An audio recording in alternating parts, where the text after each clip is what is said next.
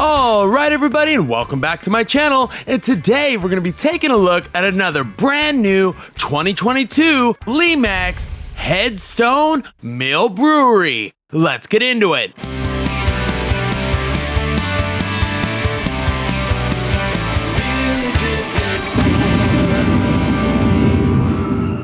Okay, so right off the top here, I want to send a huge shout out to Weffy's Closet, our sponsor for today's video. It's your one-stop shop for all your jewelry needs for seasonal, holidays, anything you can imagine. She's got it. Weffy'sCloset.com or Instagram at Weffy's_closet.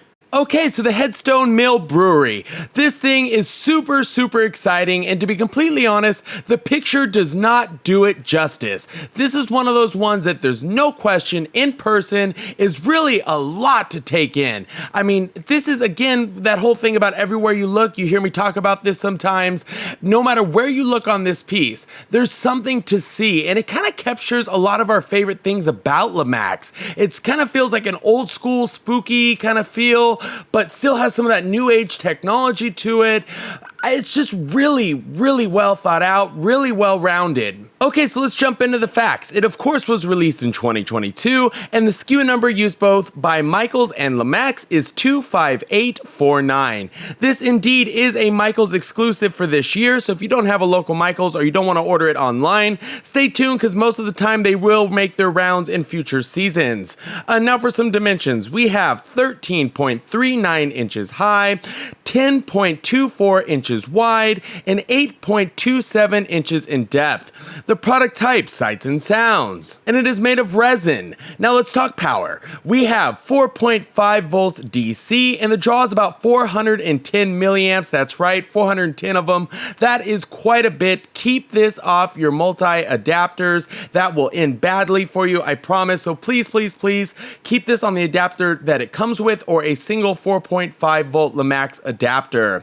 As for your switch, it's going to be your standard roll/volume switch. I'll get it up on the screen for you now. And as for the price, it is not listed yet, as Michaels has not released their pricing this year, but I have to imagine this is going to be on the high end. I look for this one to be somewhere in the 149 to 179, somewhere in that kind of before tax area. I'd be quite surprised if it was anything lower than that, but hey, you know, we can all wish. Okay, so that wraps up all the facts, so let's take a closer look.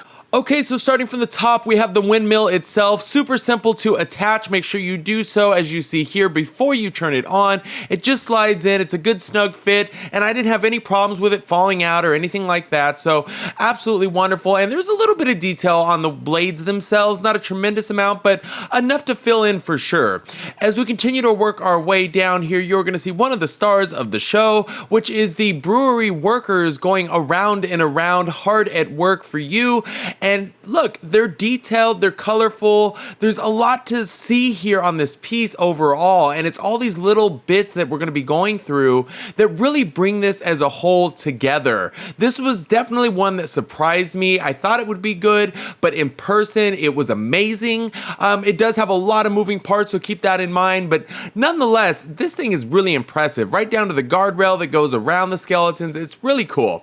So let's continue to work our way down more towards the middle. You are going to see the Headstone Mill Brewery sign itself. Pretty cool. You know, it doesn't light up or anything like that, but it doesn't disappear at night either. So I think maybe that's partly why there's some bright colors on it, if you will. There's also a lot of details in the roof and the building itself, from the brickwork, the skeletons, and the lighting on this piece is fantastic. As we continue to work our way down to one of my favorite sections, the bottom here, there is a lot to see here, guys. So starting with one of the really cool pop-up features is like this brewery worker coming out of this green slime stuff. I don't know exactly what it is, but he kind of comes in and out. He pops his head up. It's cool. It kind of takes me back to the haunted house days, you know, where we have those like pop-up trash cans and some of those older school haunts. Real cool thing. And it's kind of a similar feature. There's a lot of brewery workers in this place as well. As we continue to work our way around here, I'm gonna kind of skip through different things and just try to hit the main points because there's so many things that we could spend our time on here today. But in hopes of time and not keeping you here forever, I'm just gonna try to hit some of the main ones. So as we skip around here, you're gonna see another pop-up brewery worker who is drinking on the job. I'm not sure if it's supposed to be like a mausoleum kind of thing where he's kind of coming out of the grave, or if it's like the entrance to a cellar or something. I think it's more of a grave style thing considering it's in the graveyard section of this, which brings us to the graveyard. It is really cool, has some nice little sayings on them, and reasonably detailed as well. With the way that they painted the land too, that really helped bring it together, especially with the slime and things like that. This whole place really has some nice continuity to it. Also, there is another sign called the Secret Brew. I don't know if that's an advertisement or something they're working on, in secret, but it has the keep out kind of thing going on. It was just a cool little added detail that some may notice, some won't, but nonetheless, it adds a little spice to the storyline. As we continue to work our way down even further, there is a canoe that has pulled up, and I'm not exactly sure. I think my understanding feels like they are basically the shipping company. Maybe they're coming to take it over to wherever it's going because they seem to be packing it up. There's also some weird things hidden in the land itself around it. Everything from a crocodile to like this mouth looking thing, and of course a bunch more skulls that are scattered everywhere on this place. Okay, here we go. Now the main feature, or what I would consider my favorite feature on this piece, is the actual water wheel itself. Super cool, and everything on this seems to come down to like one main motor. I've never opened it up, but that's kind of what it feels like, because everything's in the same time. Anytime something jerks, they all do. But this has been really smooth actually, and extremely quiet. So the water wheel is a really nice feature. It's pretty big too, and it's full size. It's not just like a little bit. It's the whole wheel, and it really looks good from all angles. And that's kind of the other thing with this house. Wherever you're looking at it from, it's really cool and unique, and it has the little green flowing down to the to where the boat is, things like that. I mean, it almost has like a, I don't know if swamp is the right word, but there's just something to it. And part of it almost hits me as like that, what was that house? The Tunnel of Terror or something, I think it's called. But anyway, it has like this feel to it that's just spooky, guys. And everywhere you look, there is detail to be had. And like I said, there's a bunch more that we're not covering. I'm just trying to hit the main exciting points here. But the movement is fantastic. And most of all, and I mean most of all, it is silent. This thing doesn't make a peep other than for the soundtrack itself, of course, which is kind of cool. I'll play that for you here at the end of the video. But the motors, I mean, you don't hear a single gear churning on this thing, which is absolutely brilliant. So shout out to Lemax, because this one is super cool. I will be displaying this in my village this year. It's definitely worth checking out. And keep in mind, this one in person is so much better than the picture. The picture does not do it justice. I really like it. It's probably gonna be one of my top favorites from this season for Spooky Town. So now just for a couple final thoughts.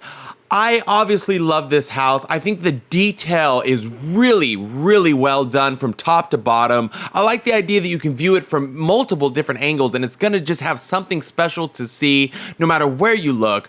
The water wheel's pretty unique. I don't recall seeing too many of those along the way. I love the dock theme stuff, whether that be ships, Dead Man's Mine, or anything in that realm.